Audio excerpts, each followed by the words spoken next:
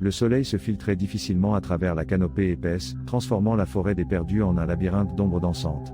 Clara, avec ses couettes blondes sautant au rythme de ses pas, s'aventura plus loin qu'elle ne le devait. Sa grand-mère l'avertissait toujours, « Ne t'éloigne jamais du chemin, Clarita.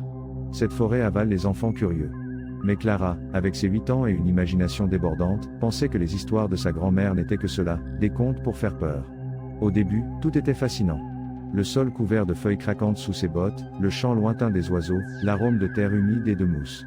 Puis, le chemin se divisa, et se divisa de nouveau, jusqu'à ce que Clara se rende compte qu'elle ne savait plus par où elle était venue. Peu importe, pensa-t-elle, avec un courage qui essayait de la convaincre plus qu'il ne convainquait sa peur naissante. Je continue tout droit et je retrouverai le chemin du retour. Mais chaque pas l'enfonçait davantage au cœur de la forêt.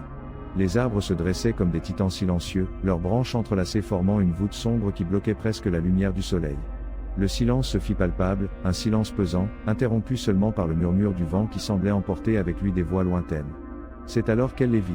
Au début, elle pensa que ce n'était que de simples formations capricieuses de la nature. Des nœuds dans les racines des arbres, des déformations dans le bois. Mais plus elle regardait, plus cela devenait clair, les racines se tordaient et s'entrelaçaient en des formes qui suggéraient des visages. Des yeux enfoncés, des bouches serrées, des nez tordus. Des visages grotesques taillés dans le bois, l'observant avec une expression de douleur silencieuse. Clara sentit un frisson lui parcourir l'échine. Elle s'approcha d'une racine particulièrement grande, dont le visage semblait crier en silence. « Qui êtes-vous » demanda-t-elle à voix basse, presque un murmure. Le vent souffla plus fort, et les feuilles craquèrent autour d'elle. Alors elle l'entendit. Un murmure bas, un chuchotement qui semblait provenir des racines elles-mêmes. Perdue. Oubliée. Piégée. Clara sursauta. Elle recula, trébuchant sur une autre racine. Les visages l'observaient, leurs expressions s'intensifiant, comme s'ils la reconnaissaient. Elle essaya de courir, mais la forêt semblait s'opposer à sa fuite. Les branches s'étendaient comme des bras osseux, essayant de l'attraper. Les racines se levaient du sol, comme des serpents tordus, lui bloquant le passage. Chaque pas qu'elle faisait la menait dans un labyrinthe encore plus complexe d'arbres et d'ombres. Le chuchotement se fit plus fort, plus clair.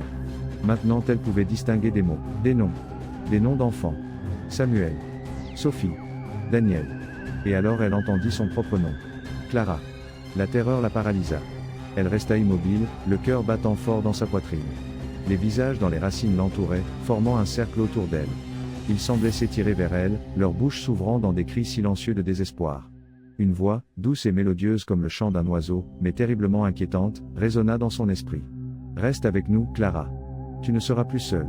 Ici, dans la forêt des perdus, il y a toujours de la place pour un de plus. » Clara cria. Un cri déchirant qui résonna dans le silence de la forêt. Elle courut, trébuchant et tombant, se griffant les mains et les genoux contre les racines et les rochers. Mais peu importe à quel point elle courait, les visages la suivaient, toujours présents dans sa vision périphérique.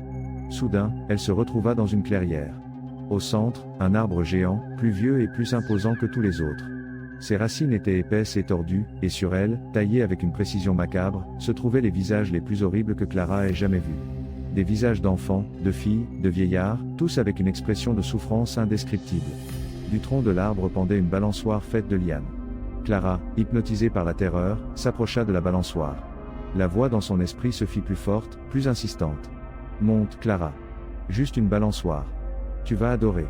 Tu te sentiras comme chez toi. » Clara tendit la main, tentait d'obéir. Alors, elle vit quelque chose sur la balançoire. Quelque chose de petit et brillant, accroché à l'une des lianes. C'était une broche en forme de papillon, la même broche que sa grand-mère portait toujours. La vision de la broche réveilla quelque chose en Clara. Un souvenir, une connexion avec le monde qu'elle était en train de perdre. Elle se souvint de la chaleur de l'étreinte de sa grand-mère, de l'odeur des biscuits fraîchement cuits, de la sécurité de sa maison. Avec un cri de défi, Clara s'éloigna de la balançoire. Elle courut, sans regarder en arrière, avec la broche papillon brillant faiblement dans son esprit comme un phare dans l'obscurité. Elle courut et courut jusqu'à ce que ses poumons lui fassent mal et que ses jambes refusent d'avancer.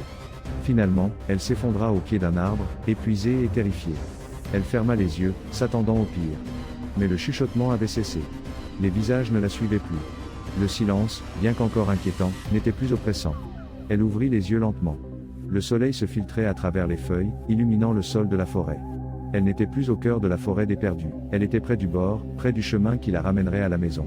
Elle se leva difficilement et marcha vers la lumière. Elle ne regarda pas en arrière une seule fois. Clara ne fut plus jamais la même.